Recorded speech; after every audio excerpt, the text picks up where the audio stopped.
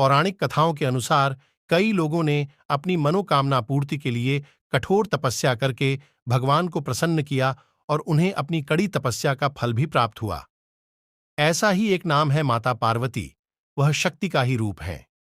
सती का ही दूसरा जन्म माता पार्वती के रूप में हुआ था। आइए जानते हैं कि किस प्रकार भगवान शिव ने उनकी परीक्षा ली। हिंदू धर्म में भगवान शिव को देवों का देव महादेव कहा गया है। साथ ही उन्हें प्रसन्न करना भी आसान माना जाता है, इसलिए उन्हें भोलेनाथ भी कहा जाता है। लेकिन माता सती और बाद में उनके ही दूसरे रूप माता पार्वती ने भगवान शिव को प्रसन्न करने के लिए कड़ी तपस्या की थी। आइए जानते हैं कि कैसे माता पार्वती ने भगवान शिव को कड़ी तपस्या से प्रसन्न किया। कौन है पहली पत्नी? माता सती भगवान शिव की पहली पत्नी हैं। वह प्रजापति दक्ष की पुत्री थीं।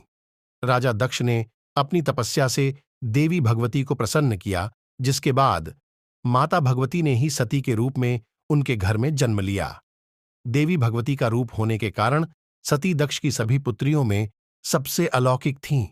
वह बचपन से ही भगवान शिव की भक्ति में लीन रहती थीं। सती ने भगवान शिव को अपने पति के रूप में पाने के लिए सच्चे मन से उनकी आराधना की थी। उन्हें इसका फल भी प्राप्त हुआ और उन्हें शिव पति के रूप में प्राप्त हुए। सती ने दी प्राणों की आहुति, लेकिन राजा दक्ष उन्हें अपनी बेटी के लिए एक योग्य वर नहीं मानते थे। पिता दक्ष के विरुद्ध जाकर माता सती ने भगवान शिव से विवाह किया।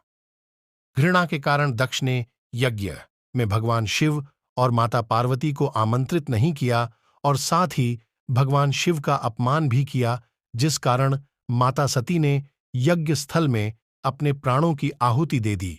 कैसे हुआ माता पार्वती का जन्म? माता सती ने अपना शरीर का त्याग करते समय संकल्प किया था कि मैं राजा हिमालय के यहां जन्म लेकर शंकर जी की अर्धांगिनी बनूं। दूसरी ओर माता सती के प्राणों की आहुति देने के बाद भगवान शिव सदैव उन्हें स्मरण करते रहते थे। इसके बाद माता सती पर्वतराज हिमालय की पत्नी मेनका के गर्भ में जन्म लिया। पर्वतराज की पुत्री होने के कारण वे पार्वती कहलाईं। पार्वती भगवान शिव को पति के रूप में प्राप्त करने के लिए वन में तपस्या करने चली गईं। अनेक वर्षों तक कठोर उपवास और घोर तपस्या के बाद भगवान शिव ने उनसे विवाह करना स्वीकार किया।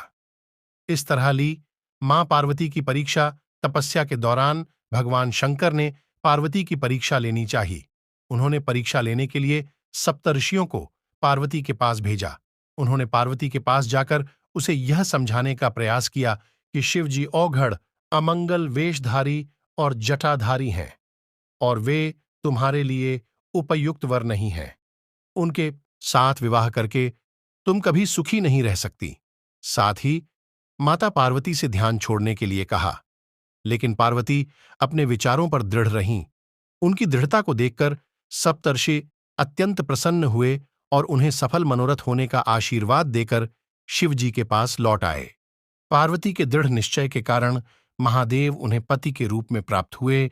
ऐसी ही बहुत सारी महत्वपूर्ण जानकारी के लिए वीडियो को लाइक करें और हमारे चैनल को सब्सक्राइब करें।